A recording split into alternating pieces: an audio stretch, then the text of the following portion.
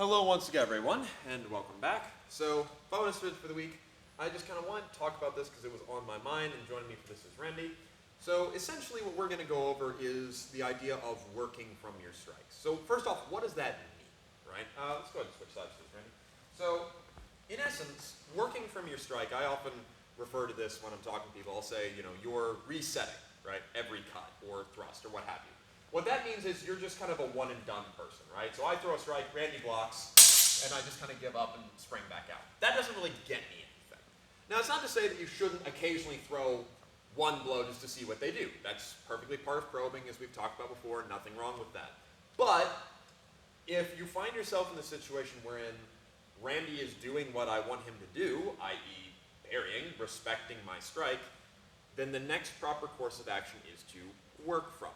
And you may have, if those of you that are students at the school, have probably heard me say, hey, you need to strike out and then work.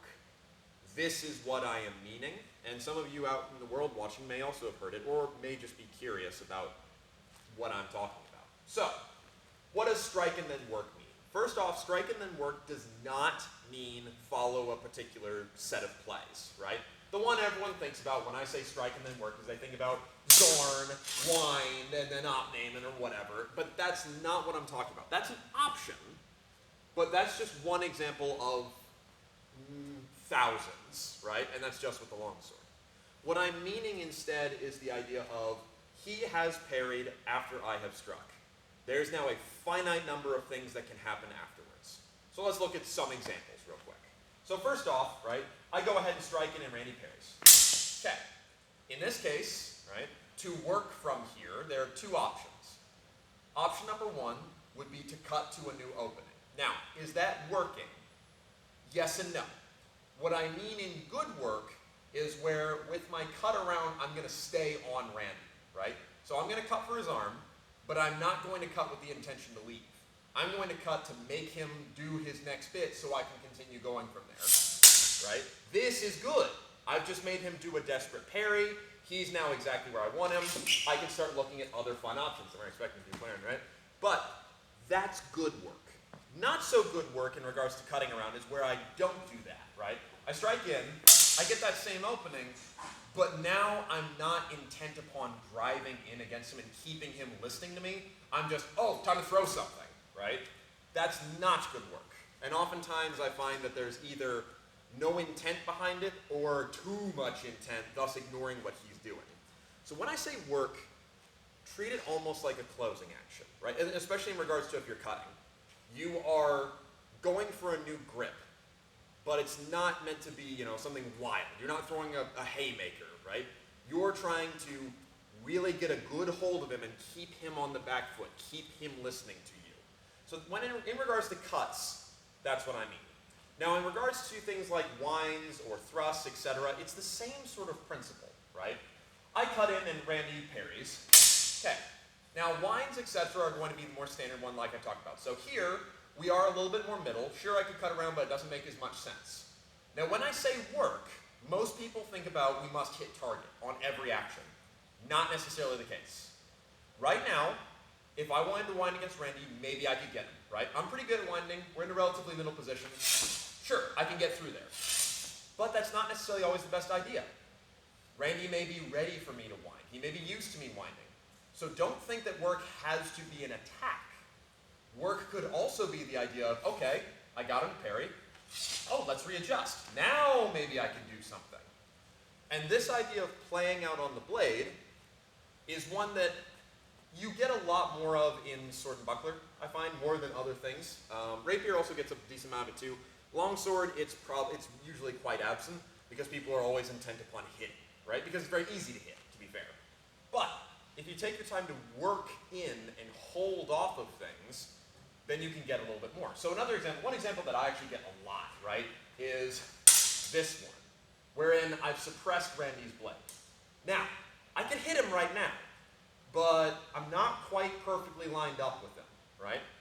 It's a little bit far for me to go. What I like to, and not to mention Randy's not going to stay here, right?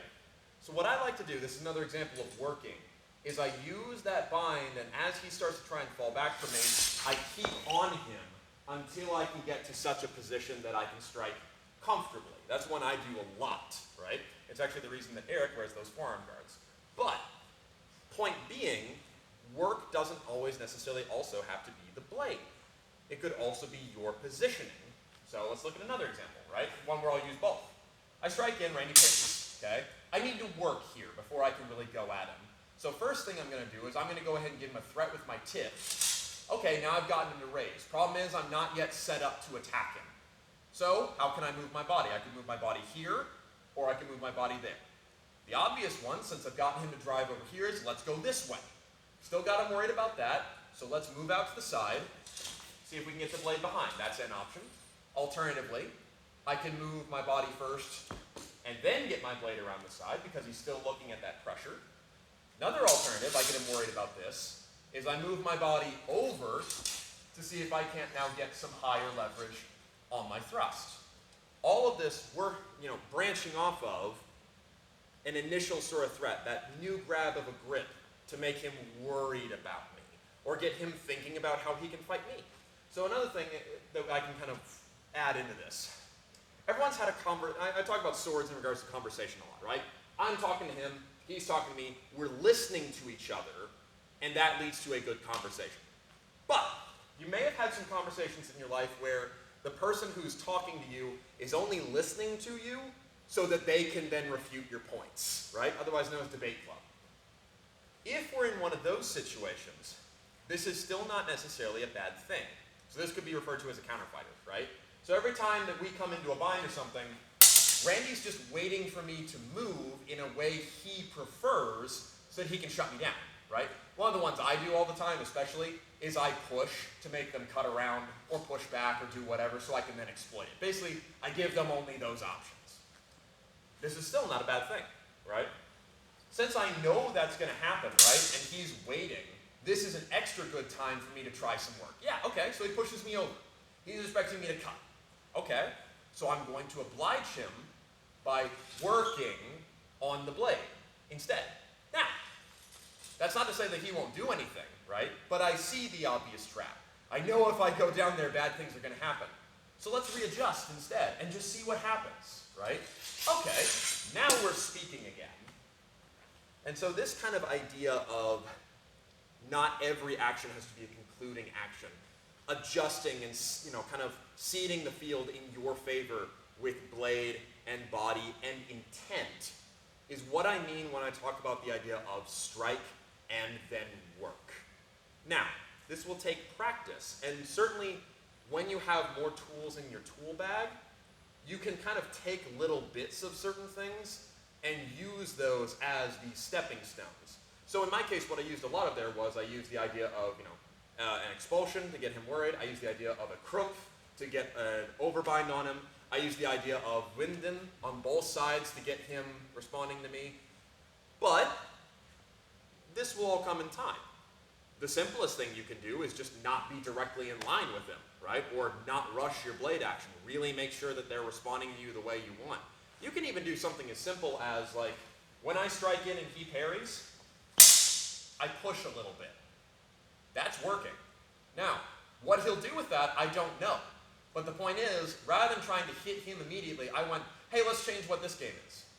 Ball's in your court, right? And he does whatever he's going to do, and I can then work from there.